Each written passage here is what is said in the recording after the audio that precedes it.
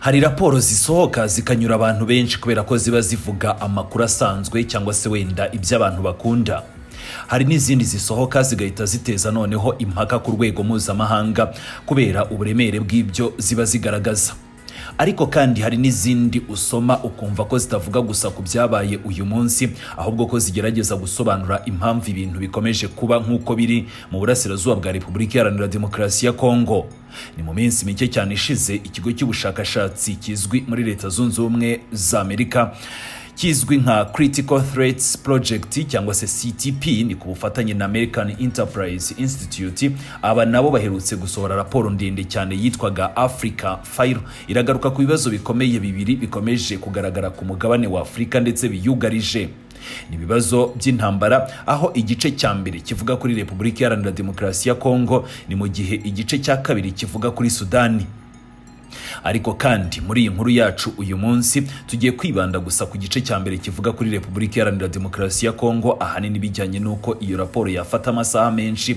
Igice cya Sudani nacyo ni kirekire, ni mu gihe byazadukundira wenda dushobora kuzakigarukaho. Ariko kandi mu rwego rwo kutabatwarira igihe, nahisemo ko uyu munsi tugaruka ku gice cya Repubulika Iharanira Demokarasi ya Congo gusa, kubera ko icyo gice kiragaruka kuri M23 ndetse n'u Rwanda ruvugwamo cyane. Impamvu iyi raporo ikomeje kuvugisha abantu benshi nuko isohotse mu gihe hari amakuru n'ubundi amaze iminsi avugwa n'impande zitandukanye yemeza ko Leta Zunze Ubumwe z'Abarabu UAE ko yaba yaratangiye kongera ubufasha bwa gisirikare iha cyangwa se igenera ubutegetsi bwa Tshisekedi kugira ngo bukomeze kurwana n'umutwe wa M23 ku rugamba mu burasirazuba bwa Congo. Iyi raporo ntabwo ivuga gusa ku ntambara ikomeje kuba ku rugamba, ahubwo inagerageza guhuza ibintu byinshi byabaye mu myaka ishize cyangwa se no mu mezi ashize. Nk'ubwo ngubwo igaruka ku masezerano y'ubukungu, bufatanye mu bya gisirikare, ubucukuzi bw'amabuye y'agaciro, ubucuruzi bwa zahabu, inyungu z'ibihugu bikomeye, uruhare rwa Amerika, UAE n'ibindi bihugu bitandukanye, ndetse ikanasesengura uburyo ibyo byose bishobora kuba bifitanye isano n'ibikomeje kuba muri Congo uyu munsi. Raporo inagaruka kandi ku ngendo z'indege, imizigo hagati ya Abu Dhabi na Kinshasa, ku masezerano y'ubufatanye bwa gisirikare hagati ya UAE na Congo, ku masezerano y'ubucukuzi bw'amabuye y'agaciro, ku ruhare rw'abacancuro b'abanyamahanga, ku bihano biherutse gufatirwa u Rwanda ku bucuruzi bwa zahabu, ndetse no ku mpamvu umujyi wa Bukavu ubundi utavugwa cyane nawo ngo ufatwa nk'umujyi ufite akamaro gakomeye cyane ku rugamba rw'ubukungu rukomeje kubera muri aka karere. Icy'ingenzi nifuza nanone kubabwira mbere yuko wenda dutangira gusoma iyi raporo ijambo kurindi, nuko iyi raporo nza kuyisoma uko yakabaye, bivuze ko ntacyo nza kongeramo cyangwa se wenda ngo nkuremo ijambo na rimwe. Oya, intego yanjye nuko nashaka gutanga ibitekerezo byanjye nk'uko wenda njya mbikora rimwe na rimwe, ahubwo ndifuza noneho kubagezaho ibyanditswe n'abo bashakashatsi kugira ngo namwe mwiyumvire ibivugwamo mukurikije amakuru yanditse, hanyuma wenda ibijyanye n'ubusesenguzi cyangwa se n'ibindi byose namwe ubwanyu mwaza kubyikorera. Niba rero ushaka kumenya impamvu abanditsi b'iyi raporo bavuga ko UAE ishobora kuba irimo kongera uruhare rwayo mu ntambara ikomeje muri Congo, uburyo bihuzwa n'intambara ihanganishije AFC M23 na Kinshasa, impamvu bavuga ko zahabu ya Congo ikomeje kuba imwe mu nkingi z'ingenzi z'iyi ntambara, ndetse n'uburyo Amerika, UAE n'ibindi bihugu bikomeye bivugwa muri iyi raporo, ndagusaba gukomeza gukurikira iyi raporo kuva ku ntangiriro kugera ku musozo. Hanyuma rero ntizimbye mu magambo, reka noneho ijambo kurindi duhereye ku mutwe w'iyi raporo kugera ku musozo. Birumvikana n'igice kigaruka kuri Repubulika Iharanira Demokarasi ya Congo, reka byose tubigarukeho gatanu kuri gatanu. Abanditsi batangiye bagira bati uko Leta Zunze Ubumwe z'Abarabu UAE zigenda zongera ijambo muri Repubulika Iharanira Demokarasi ya Congo. Abanditsi barimo Yareford, Michael Dangerio ndetse n'uwitwa Liam Kari.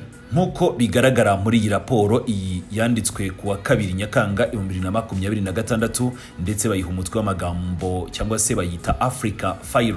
Ingingo z'ingenzi rero zagarutsweho muri iyi raporo nk'uko natangiye mbigarukaho, hari igice cya Repubulika Iharanira Demokarasi ya Kongo aho raporo igaragaza ko hari ibimenyetso byerekana ko Leta Zunze Ubumwe z'Abarabu zishobora kuba zitanga ubufasha bwa gisirikare ku butegetsi bwa President Félix Tshisekedi Tshilombo.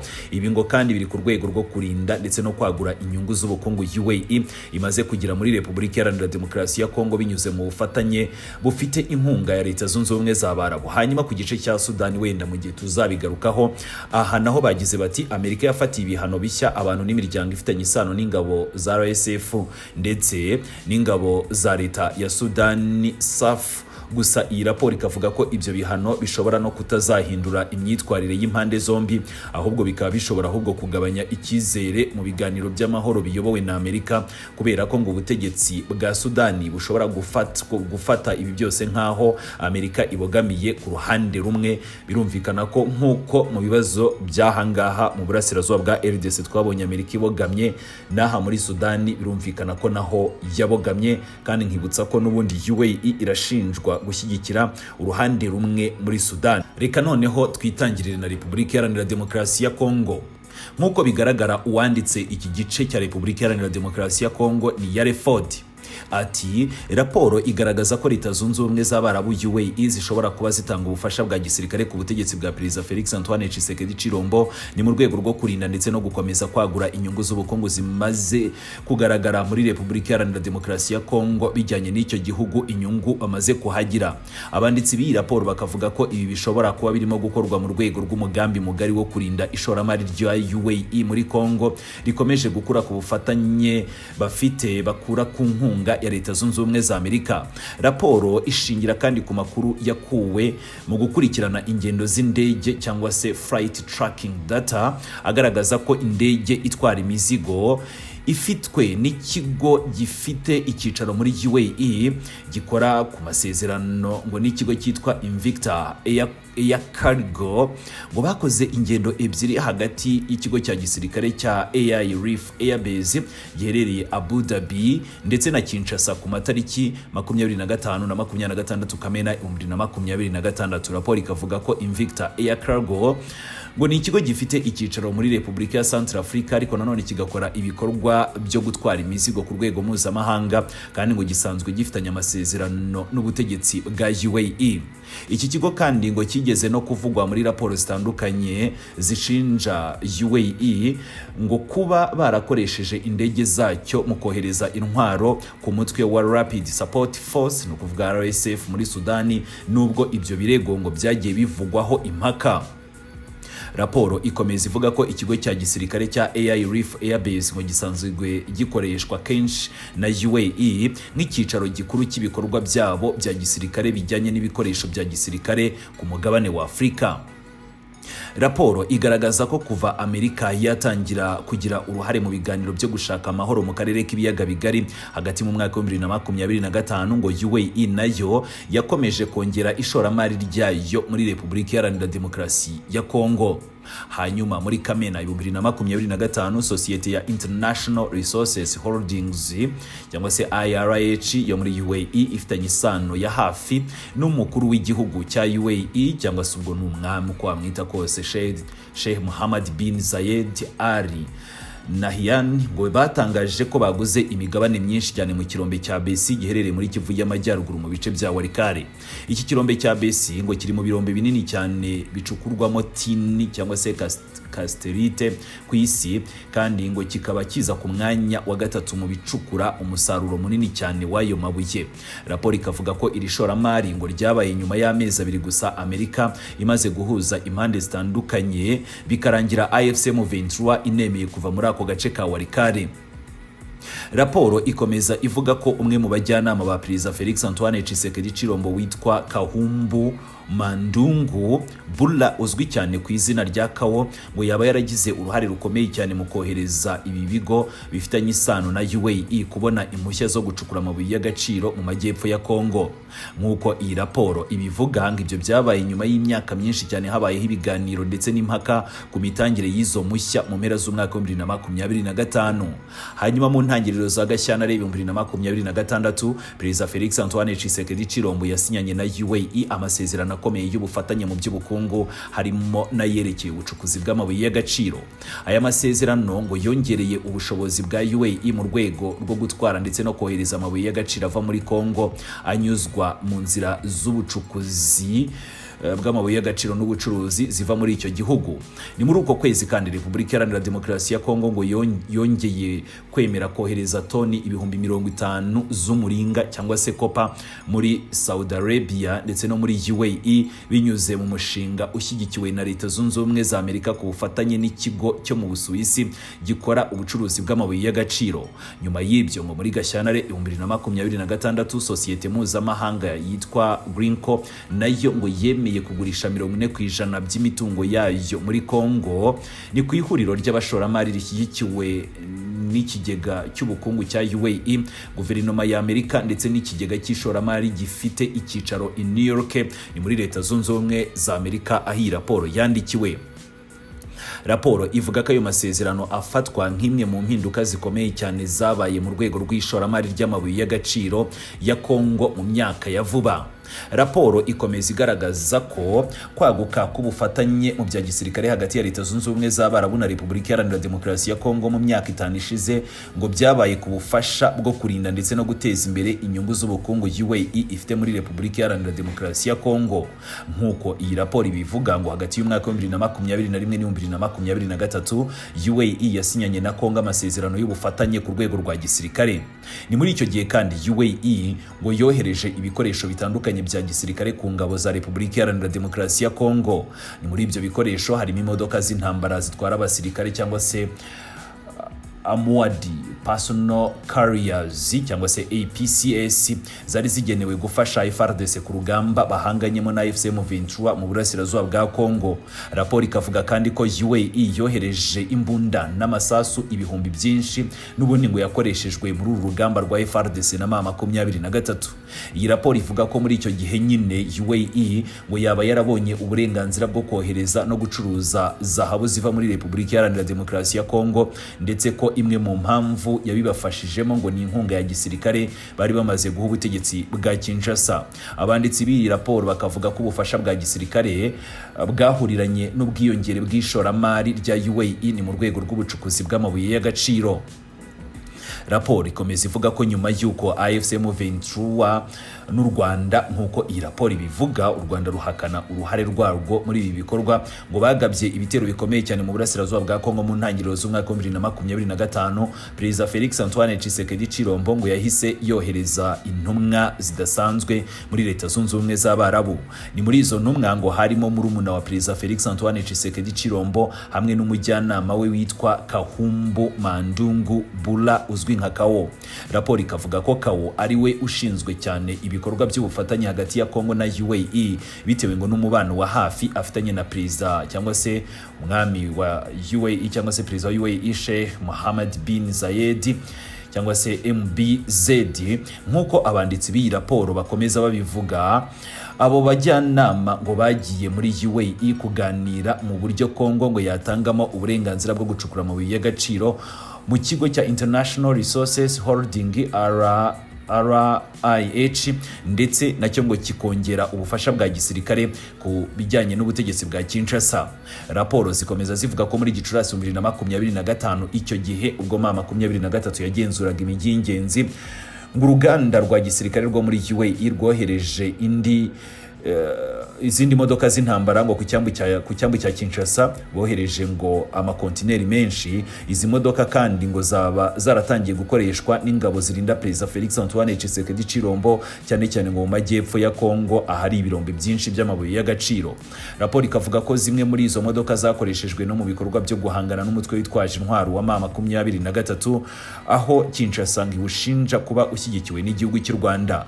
Raporo igaragaza ko muri Mata 2026 guverinoma ya Congo yatangaje ko UAE yemeye gutera inkunga gahunda yo guhugura umutwe mushya w'abarwanyi n'abasirikare ngo babarirwaga mu bihumbi 20 bose. Nk'uko ubutegetsi bwa Congo bwabivuze ngo uwo mutwe uzaba ufite kandi inshingano zo kurinda ibirombe by'amabuye y'agaciro bibarizwa mu majyepfo y'igihugu.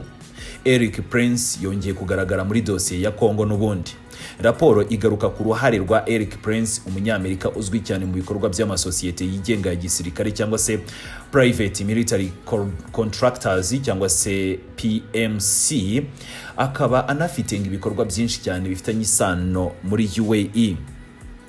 Abanditsi b'iyi raporo bakavuga ko ubwo bufatanye hagati ya Congo na UAE ngo bwakomeje kwiyongera, ni nako Erik Prince nawe yakomeje kugenda agira uruhare muri iyo mikoranire, n'abacancuro be nawe bakagira ijambo muri Repubulika Iharanira Demokarasi ya Congo. Raporo ishingiye ku makuru yagiye ihabwa ndetse ngo n'amakuru bakuye ku muryango w'abibumbye nayo bakusanyije mu bihe bitandukanye muri Nyakanga 2023 nayo bakuye mu nzego z'ubutasi, bakavuga ko hari umugambi wari warateguwe hagati ya KAO ndetse na Erik Prince. Uyu mugambi ngo wari ugamije kohereza abacancuro 2500 bo muri Amerika y'Amajyepfo cyangwa se Latin America kugira ngo bazafashe FRDC mu rugamba rwo kurwanya M23. Icyakora cyo raporo ivuga ko uwo mugambi utigeze ushyirwa mu bikorwa.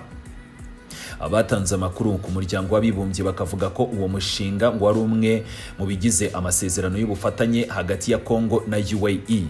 Bivuze ko izi Leta Zunze Ubumwe z'Abarabu ni bamwe mu bashyigikiye cyangwa se mu bafashije Tshisekedi mu kubona abacancuro ndetse no kubishyura. Hari amasezerano ya miliyoni 700 z'amadolari. Raporo ikomeza ivuga ko mu mpera z'umwaka wa 2024 Minisiteri y'Imari ya Congo yasinyanye amasezerano na Erik Prince ndetse n'ikigo cye cyitwa Vectus Global. Aya masezerano ngo yari afite agaciro ka miliyoni 700 z'amadolari ya Amerika, akazamara imyaka 5 yose. Ni mu rwego rw'aya masezerano Vectus Global ngo yagombaga gufasha Congo mu kurwanya ndetse no gukomeza kumenyereza ibigo bitandukanye ndetse no gushakisha ngo imisoro mu by'ubucukuzi bw'amabuye y'agaciro. Ariko kandi nk'uko raporo ibivuga ngo ikigo cyagombaga gutanga ubufasha bwihariye bwa gisirikare no ku ngabo za Repubulika Iharanira Demokarasi ya Congo FARDC n'imitwe ibafasha. Raporo ya Wall Street Journal ni igitangazamakuru gikomeye muri Leta Zunze Ubumwe za Amerika yasohotse muri Kanama 2025 nk'uko iyi raporo ibigaragaza, ngo yavuze ko Erik Prince yari kugirana ibiganiro na guverinoma ya Congo mu mugambi wo kohereza abacancuro baturutse muri El Salvador. Abo bacancuro ngo bari kuzafasha mu kurinda ingoro y'umukuru w'igihugu i Kinshasa ndetse benshi bakanabarizwa noneho mu barinda Tshisekedi cyangwa se abajepe. Abakozi ba Vectus ngo bageze no ku rugamba. Raporo kandi ivuga ko mu mpera z'umwaka wa 2025 inshingano za Vectus Global ngo zaje guhinduka noneho, aho kwibanda ku bijyanye gusa no gukurikirana ibibazo by'imisoro mu by'ubucukuzi bw'amabuye y'agaciro.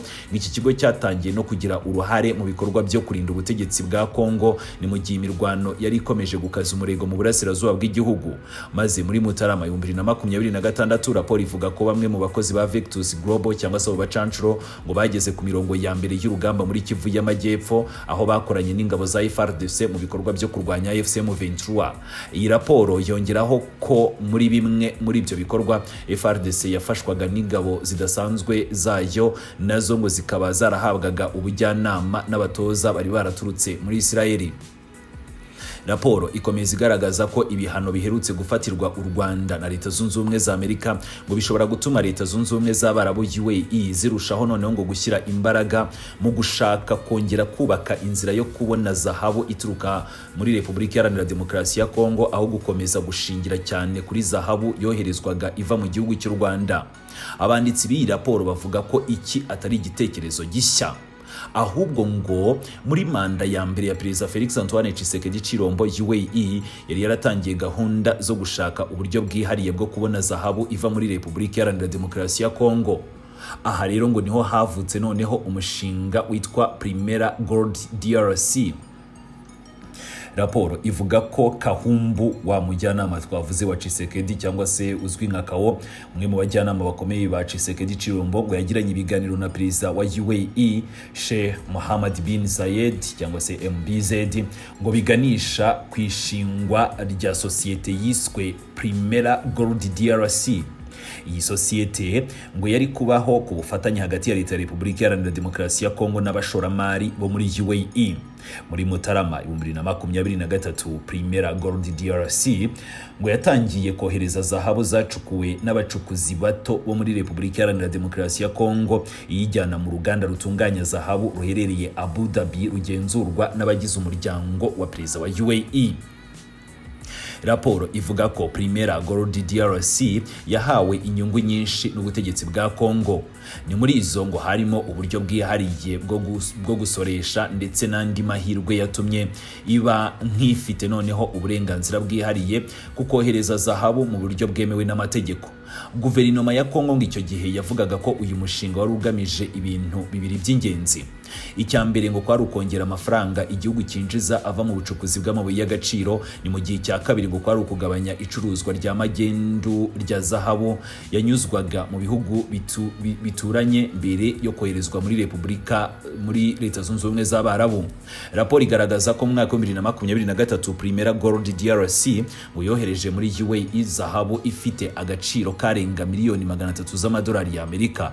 Icyakora raporo y'umuryango w'abibumbye yasohotse muri uwo mwaka yavuze ko uwo mushinga utageze ku ntego nk'uko byari byarateganyijwe cyangwa se intego bari barihaye.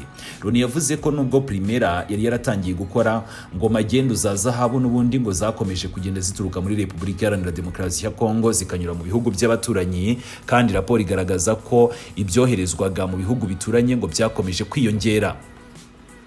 Raporo ya Loni kandi ivuga ko Primera ngo yaba yaraguze zahabu yaturukaga mu bice bigenzurwa n'imitwe yitwaje intwaro muri Repubulika Iharanira Demokarasi ya Congo. By'umwihariko iyi raporo ikavuga ko hari zahabu yavaga mu mitwe ikorera muri Kivu y'Amajyepfo. Ibi byatumye uwo mushinga utangira kuvugwaho byinshi ndetse n'impaka ziriyongera. Nk'uko iyi raporo ibigaragaza, umusaruro wa Primera Gold DRC watangiye kugabanuka kuva mu Kwakira 2023. Ni nyuma y'amezi make cyane uwo mushinga watangiye gusenyuka mu buryo bwa burundu. Byageze muri Kanama 2024 umushoramari wo muri UAE wari ufitemo imigabane agurisha iyo migabane guverinoma ya Repubulika Iharanira Demokarasi ya Congo, ndetse ahita anasezera muri uwo mushinga mu buryo bwa burundu kuko yabonaga ko akomeje guhunga.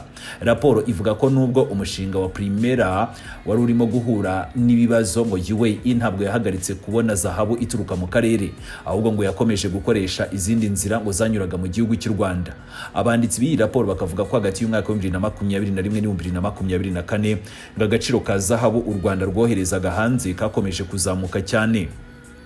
Maze mu mwaka wa 2021 u Rwanda rwohereje zahabu ifite agaciro ka miliyoni 364 z'amadolari, ni mu gihe mu mwaka wa 2024 ako gaciro kari kamaze kugera noneho ngo kuri miliyari 1.5 z'amadolari ya Leta Zunze Ubumwe za Amerika. Raporo ikavuga ko hafi iyo zahabu yose ngo yagurwaga na Leta Zunze Ubumwe z'Abarabu. Raporo ikomeza yibaza iti kuki ibyo byakomeje kwiyongera cyane ku ruhande rw'igihugu cy'u Rwanda. Raporo itanga impamvu ebyiri nyamukuru. Icya mbere ngo nuko AFCM Ventura yakomeje kwagura ibice igenzura mu burasirazuba bwa Congo. Icya kabiri ngo nuko abacuruzi ba zahabu bo mu Rwanda, Uganda n'u Burundi ngo batangaga ibiciro biri hejuru kurusha ibyo Primera Gold yatangaga. Ibyo ngo byatumye abacukuzi benshi bahitamo kugurisha zahabu yabo bayinyujije muri ibyo bihugu tuvuze haruguru. Raporo y'umuryango Gold Initiative Against Transitional Organized Crime yasohotse mu ntangiriro z'umwaka wa 2026 ikavuga ko UAE ngishobora kuba yarafashe icyemezo cyo kudashingira ku gihugu kimwe gusa. Iyo raporo ivuga ko UAE ngo yatangiye noneho gukina n'impande zombi, itishingikirije ku Rwanda gusa ahubwo ishaka no kwishingikiriza kuri Repubulika Iharanira Demokarasi ya Congo, na cyane ko ngo yabonaga ko mu minsi iri imbere bishobora kuzarangira Congo ari yitsinze. Ngo yakomeje noneho gufungura inzira yo kubona zahabu inyura mu gihugu cy'u Rwanda, ni mu gihe nanone yakomezaga kugirana amasezerano na Congo ashingiye ku guhanahana zahabu n'ubufasha bw'umutekano. Raporo ivuga ko nyuma y'uko AFCM Ventura ifashe umujyi wa Goma muri Mutarama 2025, UAE ngo yahise yohereza umwe mu badiplomate bayo bakomeye cyane guhura na nyakubahwa Perezida Paul Kagame. Nk'uko iyi raporo ibivuga ngo ibiganiro byabo byari bigamije gushimangira ubufatanye hagati y'ibihugu byombi. Raporo isoza iki gice ivuga ko mu gihe UAE ngo yakomezaga gukoresha inzira zinyura mu gihugu cy'u Rwanda, ibihugu byo mu burasirazuba bw'isi ngo nabyo byatangiye noneho gufata ingamba z'ubucuruzi bwa zahabu zituruka mu gihugu cy'u Rwanda. Hanyuma muri Werurwe 2025 umuryango w'ubumwe bw'Uburayi EU wafatiye ibihano uruganda Gasabo Gold Refinery cyangwa se GGR, ari narwo ruganda runini cyane rutunganya zahabu mu gihugu cy'u Rwanda. Ni nyuma ibyo bihano ngo raporo ivuga ko ibyoherezwaga hanze ngo byaragabanutse cyane. Ni mu mwaka wa 2025 agaciro ka zahabu u Rwanda rwohereje hanze kavuye kuri miliyari 1.5 z'amadolari mu mwaka wa 2024 nk'uko twabivuze ngo karagabanutse noneho kagera kuri miliyoni 517 z'amadolari, bivuze ko kagabanutseho hafi 65%.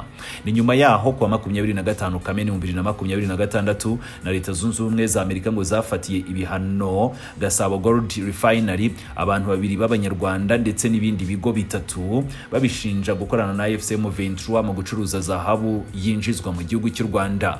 Minisiteri y'Imari ya Amerika yatangaje ko mu ntangiriro z'umwaka wa 2026 ingabo z'u Rwanda na FCM Ventura nk'uko Amerika ibivuga ngo bohereje zahabu ifite agaciro ka miliyoni 7 z'amadolari muri Gasabo Gold Refinery.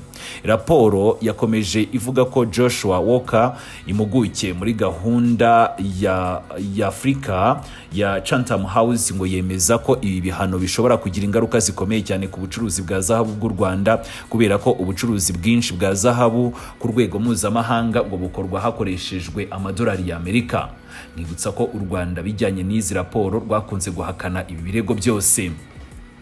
Raporo ikomeza ivuga ko Leta Zunze Ubumwe z'Abarabu ngo bashobora kuba noneho barimo kungukira ku bihano biherutse gufatirwa u Rwanda, ngo kuko bishobora gutuma noneho barushaho kongera kwibanda ku kubona za bituruka muri Repubulika Iharanira Demokarasi ya Congo binyuze noneho ngo mu nzira zemewe n'amategeko. Abanditsi b'iyi raporo bakavuga ko ibi byatangiye gufata indi ntera muri Mutarama ndetse no muri Mata 2026 ubwo President Félix Tshisekedi Chilombo yasuraga umujyi wa Abu Dhabi. Ni muri urwo ruzinduko President Tshisekedi ngo yasinyanye na UAE andi masezerano mashya atandukanye, harimo n'amasezerano akomeye ajyanye no gutanga zahabu ku isoko rya UAE. Raporo ikavuga ko nubwo ibisobanuro birambuye by'ayo masezerano bitigeze bishyirwa ahagaragara, amakuru ahari agaragaza ko hari hagamijwe kubaka urwego ruhamye ruzatuma UAE ikomeza kubona zahabu ituruka muri Repubulika Iharanira Demokarasi ya Congo by'igihe kirekire.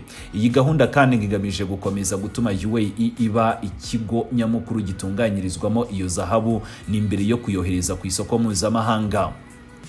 Raporo ivuga ko sosiyete ya leta ya Congo yitwa DRC Gold Trading yashinzwe nyuma iseswa ry'umushinga wa Primera Gold DRC mu Kwakira 2024 ngo yatangaje mu ntangiriro z'umwaka wa 2026 ko yaguye ibikorwa byo kugura zahabu mu ntera nyinshi za Congo. Iyo sosiyete yavuze ko ifite gahunda yo kongera ibyo yohereza hanze ku buryo ngo mu mwaka wa 2026 izabigeza noneho kuri hafi miliyari 2 z'amadolari ya Leta Zunze Ubumwe za Amerika. Raporo isobanura ko ayo masezerano mashya hagati ya Congo na UAE ngarajyana n'intego z'amasezerano ya Washington ndetse n'amasezerano y'ubufatanye mu bya gisirikare ndetse no mu by'ubukungu hagati ya Amerika na Congo yasimwe mu Ukuboza 2025. Nk'uko iyi raporo ibivuga ngo ayo masezerano agamije kwimura ubucukuzi bw'amabuye y'agaciro ya Congo harimo na zahabu bukava noneho mu nzira zitemewe n'amategeko ndetse no mu miyoboro ijyanye n'ibigo by'Abashinwa ngo bikinjira mu miyoboro igenzurwa na Amerika ndetse n'abafatanyabikorwa bayo. Minisiteri y'Imari ya Leta Zunze Ubumwe za Amerika nayo ngo yavuze ko ibihano birutse gufatirwa bamwe mu bakora ubucukuzi bwa zahabu ngo byari bigamije gushyigikira ishyirwa mu bikorwa ry'amasezerano ya Washington. Amerika ikavuga ko intego atari ugufatanya na Congo n'u Rwanda mu gusenya imiyoboro y'amabuye y'agaciro ava mu bice by'imirwano ndetse no kubaka ubucuruzi bwambukiranya imipaka gusa, ahubwo ko bijyana ngo no gukomeza gukurikiza amategeko. Raporo igakomeza ivuga ko niba guverinoma ya Congo yakongera kugenzura Bukavu ngo byaba binyuze noneho mu rugamba rwa gisirikare cyangwa se wenda binyuze no mu masezerano y'amahoro ashyigikiwe na Amerika, ngo ibyo byarushaho gukomeza ubufatanye mu by'ubukungu hagati ya Congo na UAE. Abanditsi b'iyi raporo bavuga ko Bukavu ari umwe mu mijyi imaze imyaka myinshi cyane ihuriramo ibikorwa bijyanye n'ubucukuzi bw'amabuye y'agaciro ndetse no gutwara ayo mabuye y'agaciro afite agaciro kanini cyane. Raporo yibutsa ko muri Nyakanga 2023 sosiyete yari ifite Primera Gold yari yarashoye andi mafaranga agera kuri miliyari 2 z'amadolari muri sosiyete ya leta ya Congo icukura amabuye y'agaciro. Iyo gahunda ngo yari igamije kongera umusaruro wa zahabu ndetse na gasegereti cyangwa se tin, tantalum na tungsten ni mu ntara ya Kivu y'Amajyepfo ndetse no muri za Maniema. Raporo ikavuga ko Primera Gold ngo yakoreshaga ibihugu bitandukanye, igakoresha kandi uburyo bwose bw'ubufasha mu rwego rwo kugira ngo ibi bizagerweho, kandi ngo yanakoreshaga ikibuga cy'indege cya Bukavu na Goma mu kohereza zahabu mu mahanga. Iyo zahabu ngo yajyanwaga hanze hakoreshejwe indege za Ethiopian Airlines cyangwa se n'izindi ndege zakoreraga aho ngaho. Niyo mpamvu rero ngo kuba bino bibuga bidakora, Abarabu nabo ngo bakomeje kugenda bahomba kubera ko ibijyanye n'ubucuruzi bwa zahabu n'ubucukuzi bwayo ituruka muri Repubulika Iharanira Demokarasi ya Congo ngo ntabwo bibageraho mu buryo bworoshye. Raporo ivuga ko nyuma y'uko AFC M23 ifashe umujyi wa Bukavu muri Gashyantare 2025, inzira nyinshi za DRC Gold Trading bakoreshaga mu gutwara no kohereza zahabu ngo byose byahise bihagarara. Ibi rero ngo byabaye mu gihe sosiyete yari imaze kongera gutangira ibikorwa byayo byo kohereza zahabu hanze, harimo no muri Leta Zunze Ubumwe z'Abarabu. Raporo ikavuga kandi ko mu mwaka wa 2025 AFC yakomeje gufata uduce twinshi dukungahaye ku mabuye y'agaciro tubarizwa muri Kivu y'Amajyepfo ndetse no mu majyepfo ya Bukavu. By'umwihariko bavuga ko mu ntangiriro za Gicurasi 2025 uyu mutwe ngo wafashe ibirombe binini bya zahabu byari bifitwe n'Abashinwa mu bice bya Walungu.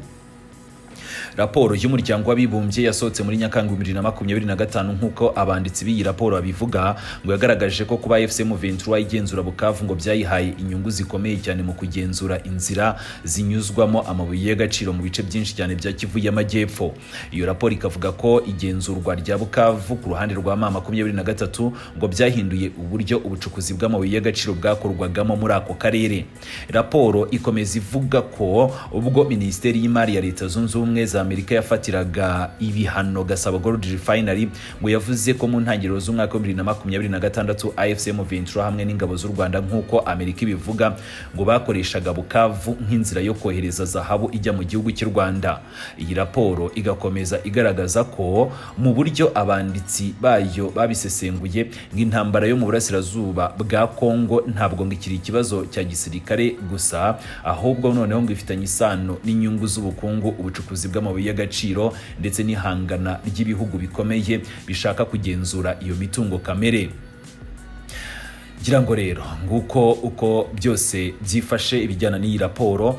Iyo raporo kandi niyo ngiyo nagushyiriye aho ngaho imbere wakomeje kugenda usoma, nibiramuka bidukundiye nzabagezaho noneho igice cya kabiri cy'iyi raporo, nacyo ni kirekire cyangana nk'iki ngiki, bivuze ko raporo yose yatwara igihe kingana n'isaha, ni mu gihe ngenekereje igatwara iminota 30 yonyine. Icyo gice cyo kizaba kivuga kuri Sudani kugira ngo mwumve uruhare Leta Zunze Ubumwe z'Abarabu naho zirimo kubikomeza kugaragaza urwo ruhare muri iyo ntambara ikomeje muri Sudani.